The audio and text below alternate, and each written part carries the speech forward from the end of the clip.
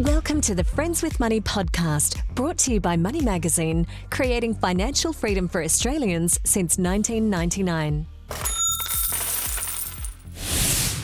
Hello and welcome to the Friends with Money podcast, your weekly pod to help you earn, save, and make more money. My name is Michelle Baltazar. I'm the editor-in-chief here at Money. Thank you for joining us. According to Finder Research, 1 in 2 workers are living paycheck to paycheck due to rising costs of living. A separate study found that 1 in 5 Aussies have a zero bank balance.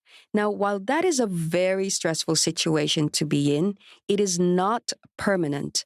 In fact, our special guest today will share how to get from a zero savings balance to hopefully 6 figures with the right plan in place. It's not going to happen overnight, but James Millard has been an accredited and professional financial advisor for more than 17 years and is a director of his own business called Insufficient Funds. While there are so many strategies on social media right now on how to get out of a financial rut, his way has worked successfully with his clients. And in fact, this has led to him writing a book that is appropriately called Insufficient Funds. Now, this is just very triggering for me, James. I have seen that myself. Great title, and it strikes at the heart of our struggles when we're at the ATM and those words come up on screen or in our statements. We will chat first about the easy ways to get out of that zero account balance. And if you stick around until the end of the episode, we will get to a couple of technical tips relating to concessional and non-concessional super contribs that James can help us understand just a little bit better. Don't be scared. We'll unpack that for you. So, James, thank you for joining us and congratulations on your book. Hi, Michelle. Thank you for having me and thank you so much. Really appreciate it. No dramas, no dramas. So let's kick off first with the main premise of your book. So there are plenty of personal finance books out there just addressing the question of how to get out of a zero savings balance. What's prompted you to write this book? Michelle, we've been doing a lot of work with a lot of clients. I've spent 10,000 hours one-on-one with clients now. And over the years, I guess the one thing I've found is if you start with the money side of things and you leave life and you forget about the life you want to live, money by itself won't solve anything. And so for me, financial advice and how we built Sufficient Funds is all about connecting life with the money decisions and making money decisions that will facilitate the life that you want to live. And so Insufficient Funds is not about a $0 bank account. Essentially, it might be that just things aren't quite working and they're not connected. And so you might be making decisions, but how do you align it with things that you actually want to achieve? So in the end, money is a facilitator for everything that matters to you. I know I think there's something in the book there about someone who's earning $240,000 and they're still at a position where it's like, where did my money go? I still have insufficient funds. So that's right. Really happy to talk about that. So again, different strategies, different approaches, but you talk about the 4 stacks. Can you explain that? Yeah, so the 4 stacks of sufficient funds for us in the business and how we approach that for everyone is really basically 4 different areas of your finances: debts, savings, investment, and super. And what this is it's your strategy. It's your financial strategy. So when you have money left over, where does it go? And the stacks of sufficient funds are really, well, am I paying off debt? Am I keeping money in the bank? Everyone needs an emergency fund. You've got to cover the next trip or whatever it might be. But then if you've got funds left over, it's probably a good idea to start investing. And if all of that's working for you, are you investing? Are you putting money into super? So the 4 stacks, most people, and for us, we're working with people generally somewhere between about 25 and 50 in what I would term maybe as the most challenging part of life. From what a lot of people tell us is pre-25, everything's fine, right? You're partying, you're having a lot of fun, you might be studying, and you've got one goal at a time. Everything's linear. But once you kick into gear in terms of career, might be getting married, starting a family, trying to buy a house, all of a sudden decisions aren't singular. everything's happening at once. And so that framework of the 4 stacks for us is about saying, well, with all of these big things you want to achieve, how do you get the right balance between those so that everything works? Yes, it reminds me that it's like that saying, when it rains, it pours, right? So suddenly you've got new family, you've got a family, educational expenses, mortgage, looking after your parents perhaps later on. All of that happening, like you said, not in a linear fashion. So, very quickly, how about we work through a case study just to give our listeners an example of how those stacks would kind of work out? Can you give me an example? Yeah. So, I mean, if you think about talking about that person that might be starting with zero, what do you do? So if you're at zero, your spending plan, we've got an entire section in the book called declutter.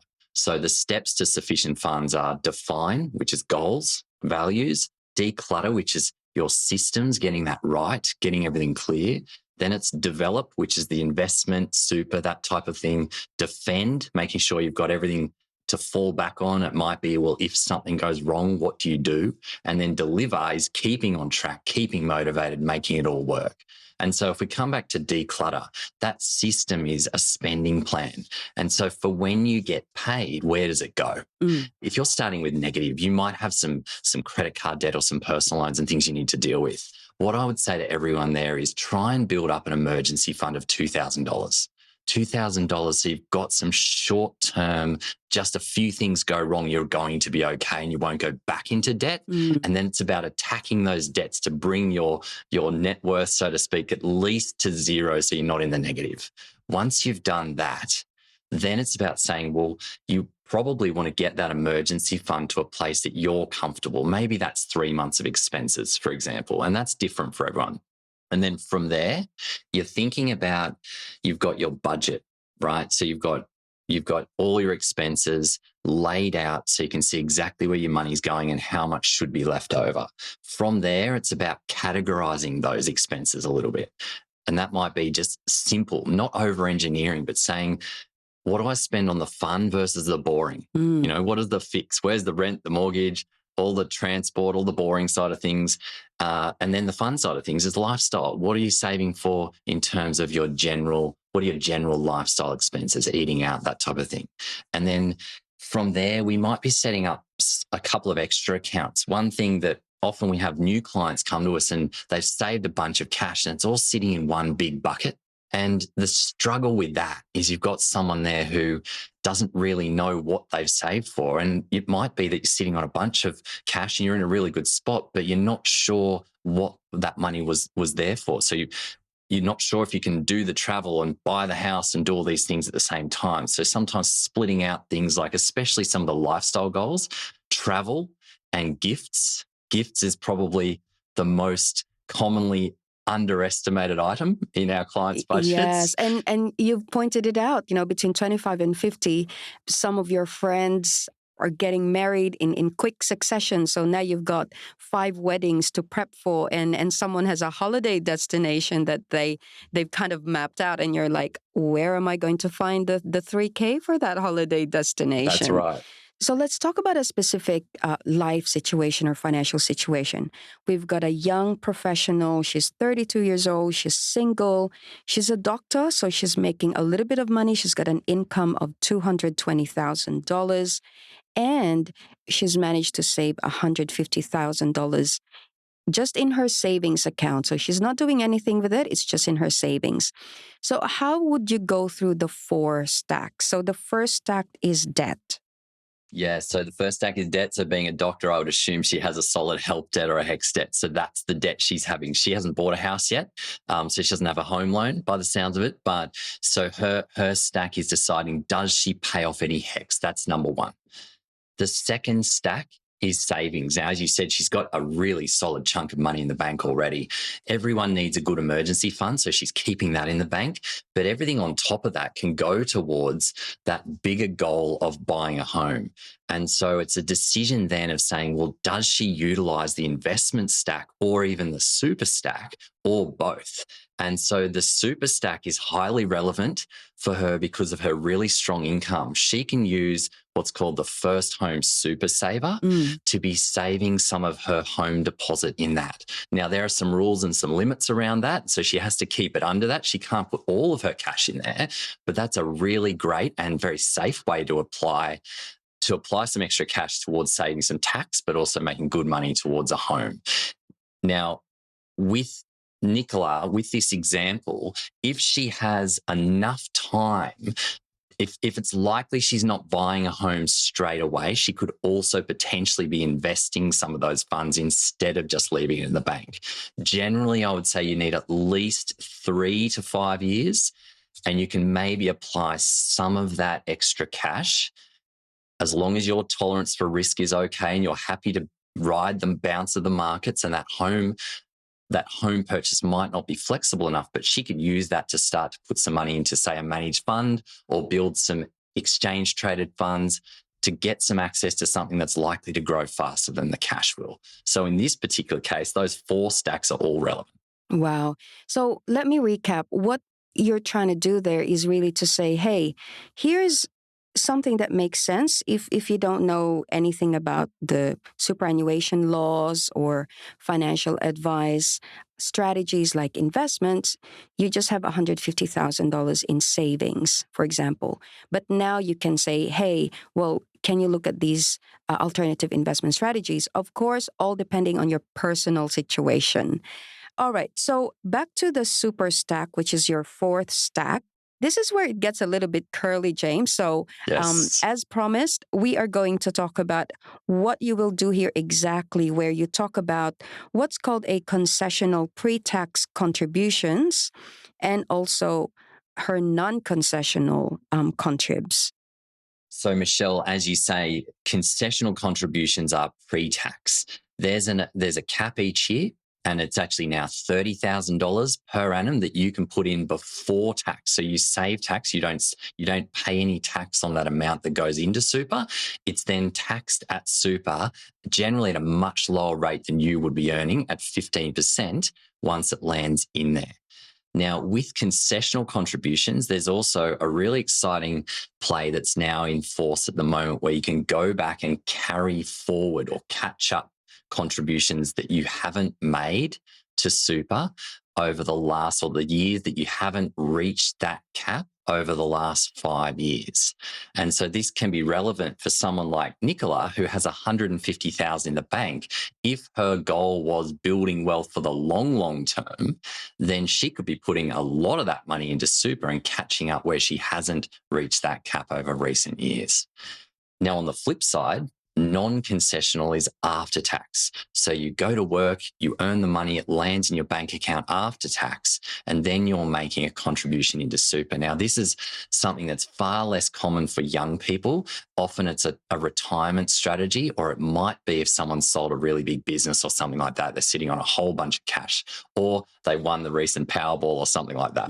But you can put in $120,000 a year now, what's called a non-concessional contribution. Now, on top of that, if you're sitting on a really solid stack of cash, you can use what's called a bring forward rule, which is bringing forward up to 3 years of contributions in one go. So that 120 could actually be 360,000 that could go into super after tax.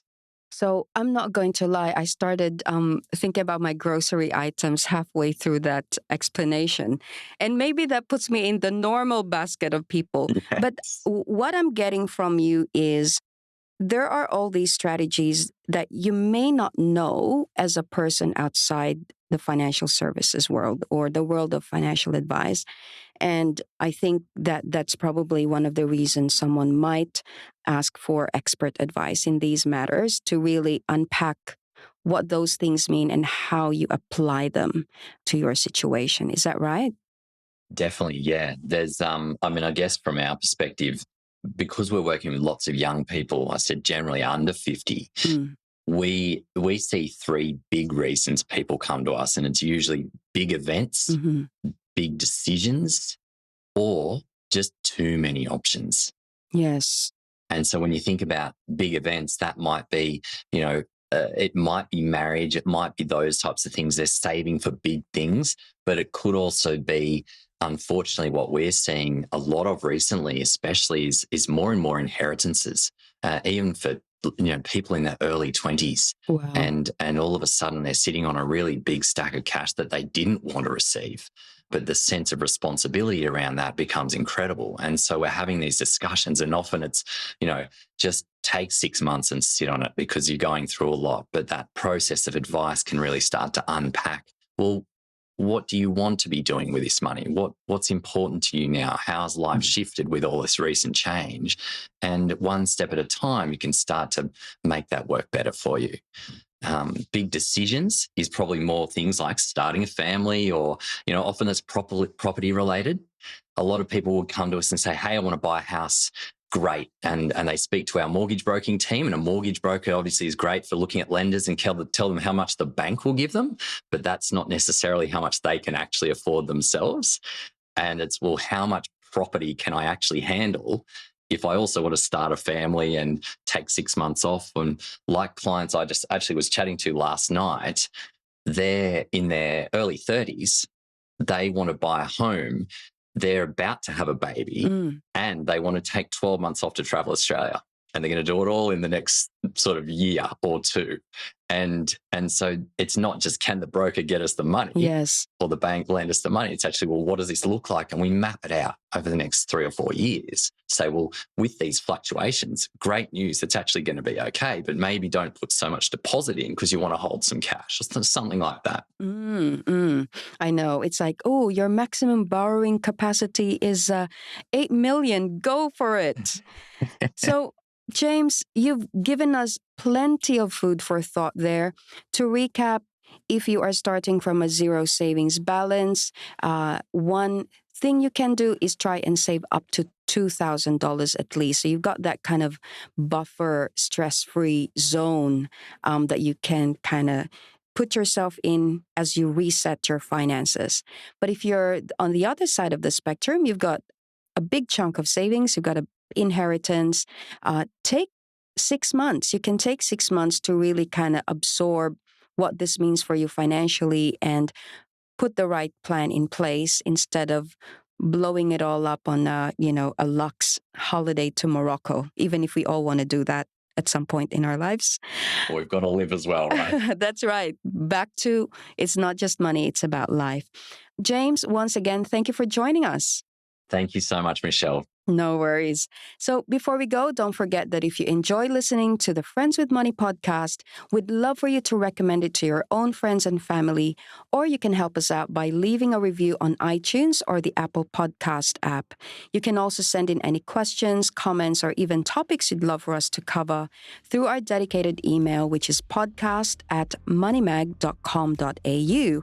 If you enjoyed listening to our chat today with James, his book is out. It's brand spanking new, Insufficient Funds. Make the right money decisions to bring your big plans to life. Published by Wiley. Once again, that's it for this episode. I'm Michelle Baltazar. Bye for now. Thanks for listening to the Friends with Money podcast. For credible, independent, and easy to understand financial commentary, visit moneymag.com.au. Please remember that the views and opinions expressed in this podcast are general in nature, and further independent advice and research based on your personal circumstances should be sought before making an investment decision.